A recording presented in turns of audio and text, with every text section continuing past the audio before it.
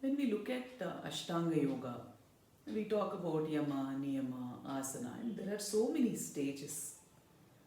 But what you described seemed to have occurred spontaneously. Was there any pre preparation that happened to achieve this state? Or how did this really happen in your understanding? That's an all important question.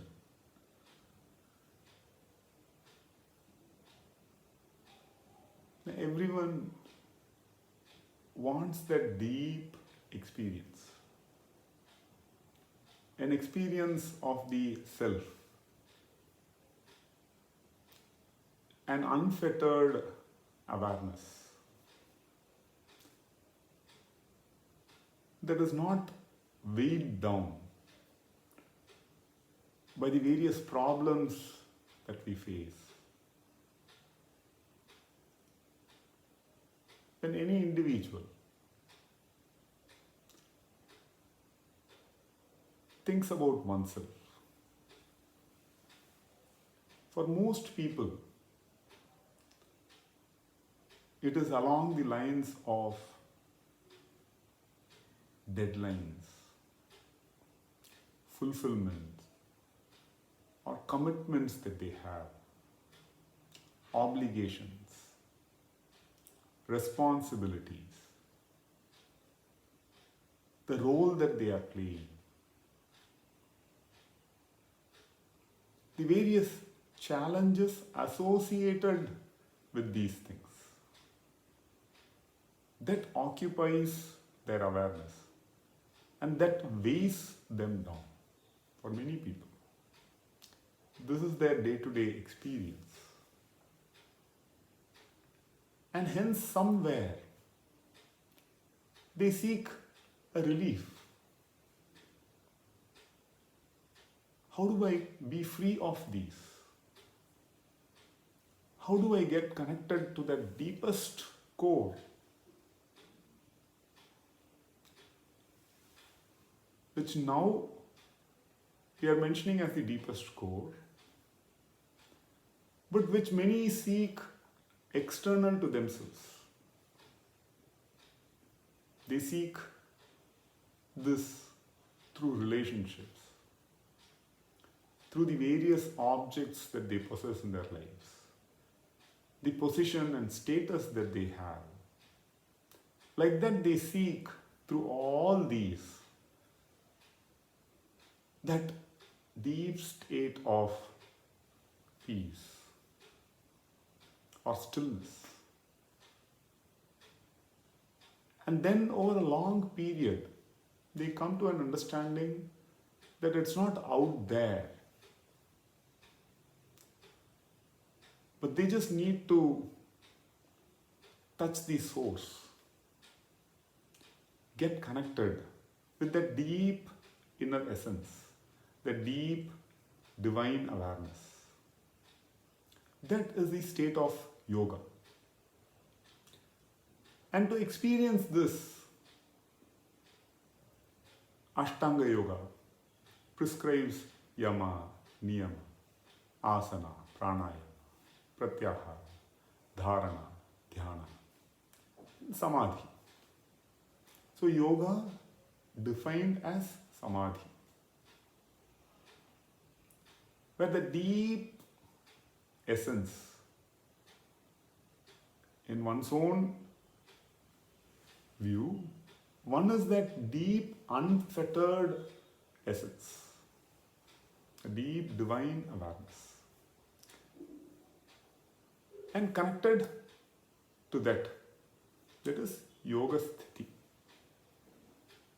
Otherwise we are connected with the problems, the externalities, and so on.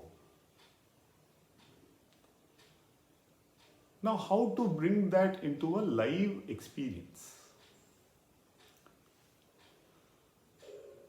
For me, if we look at, it seems like a spontaneous experience, a miraculous experience. Was I looking forward to it? No, not in this sense. That's why I'm explaining to you how the process unfolds. I wanted to be a multimillionaire. And all the responsibilities, all the drive, when you have a drive, it also causes a lot of friction because you're pulling, pushing all the time. It causes a lot of internal friction. And you will have to hold it up. And that's, as you keep growing, it can be a lot of burden.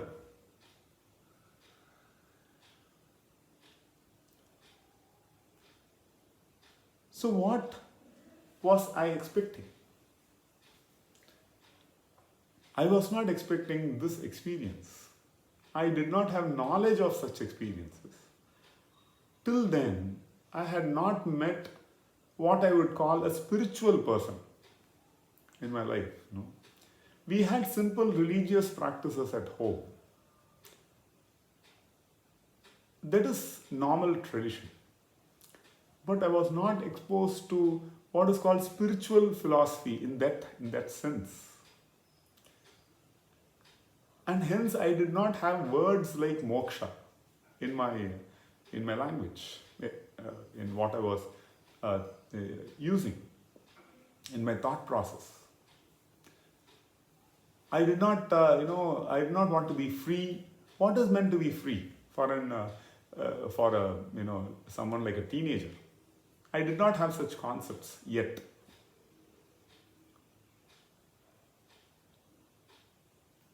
But later on, I realized, okay, these are called purva samskaras, or what is called past life effort that fructifies now. So no effort is lost in that sense. Later I understood, because at that time I did not have a proper understanding because there was no jnana. I had not studied along these lines. In engineering or in school education, you don't get to study these things. Now things are changing, but at that time, the schools that I went to or the colleges that I went to, they did not teach me such knowledge, which would have been very, very useful. Later I understood that, but I did not have access to it at that time. So given such a condition, no, it seems as if spontaneous awakening seems thrilling. But otherwise, daily basis one goes through the grind. Is it like layered yama, niyama, asana, pranayama, pratyahara, dharana? Samadhi is unachievable. It seems like that. But these things are like everything else that we do in our lives. That is the beauty of it. Children learn to walk.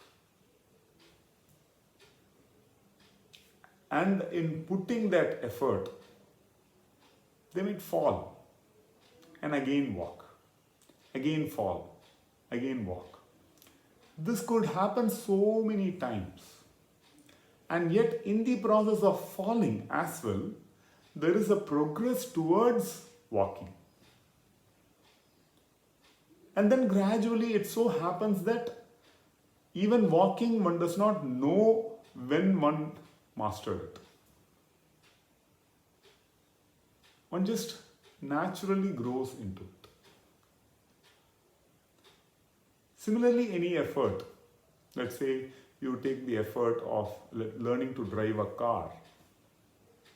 Initially, you don't know where to focus your attention. If you focus on the road, you forget the gear or the clutch. If you focus on the gear, you forget the steering wheel. It seems complex. That is the nature of conscious attention. And when we pay conscious attention to something, it seems like it takes a long time. And that can bring in psychological insecurities, uncertainties. We might start feeling, what is it? I'm putting in so much effort. Will I ever succeed? And this can happen in the spiritual path as well. That seems like a dark night, which seems very difficult to overcome. Things don't seem to progress along the lines that we wish for them to progress. So that's where it is important to know that this is the process. One keeps putting in that effort with enthusiasm. And that's where, to support that enthusiasm, one reads about various great Mahatmas. What is great in them? They also went through the path that we are going through. When we connect with it, then we see, oh, no problem. We will be down, but this thought empowers us. Similarly, I remember as a child, I tried to invoke positive thinking. It would never happen, or so it seemed. It would seem to take forever. Every small step seemed to take forever.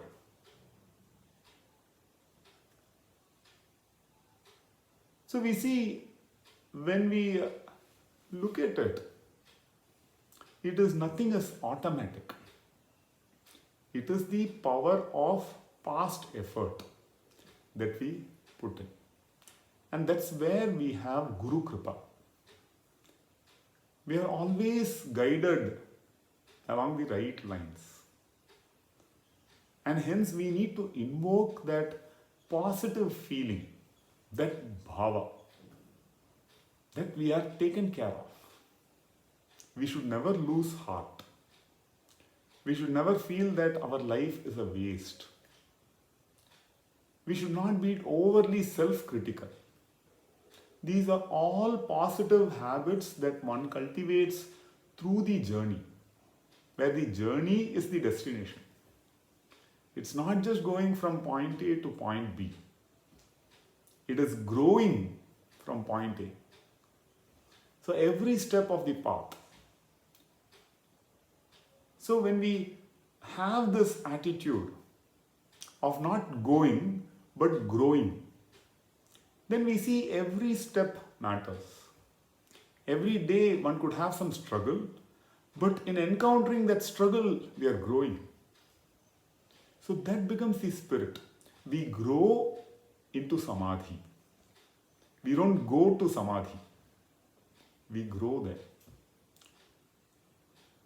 This, I have seen, is a helpful attitude to cultivate. This attitude has immensely helped me. Even though I was not aspiring for moksha or samadhi because I did not have the language for it. Yet, this kind of an attitude helped me in my process. And it seems very simple. But I can assure you, it is simple and achievable by everybody. All that it takes is a sincere desire. And the desire is also cultivated. It's not automatic. There are multiple priorities in our lives. Gradually, this becomes an important priority. Then we are willing to give up other things like entertainment for the sake of this, which has taken root deeply in our hearts, which inspires us. We study about our Mahatmas, and that inspires us. Then the journey is a very inspiring and very fulfilling journey.